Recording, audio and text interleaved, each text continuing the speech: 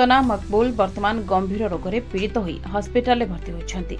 सना निजे यही सूचना देइछंती। अभिनेत्री कहिछंती जे से एही कठिन समय रे दृढ़ रहबाकू चेष्टा करुछंती।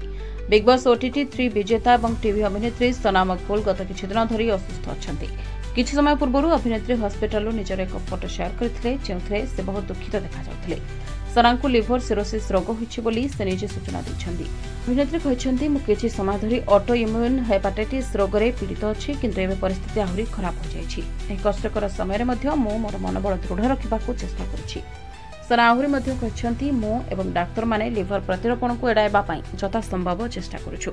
मोर इम्यून थेरापी मध्ये आरंभ होई सारिछि।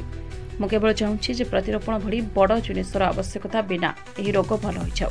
जदि यह मो आदौ सहज नुहे किंतु मु एते सहजरे हार मानिबे नाही। एही रोग मते आज कि काली हुए नाही। मु बहुत दिन धरी एते पीड़ित अछि किंतु एबे यह एते वृद्धि पाइछि जे मते मोर काम बंद करबाको पड़िला।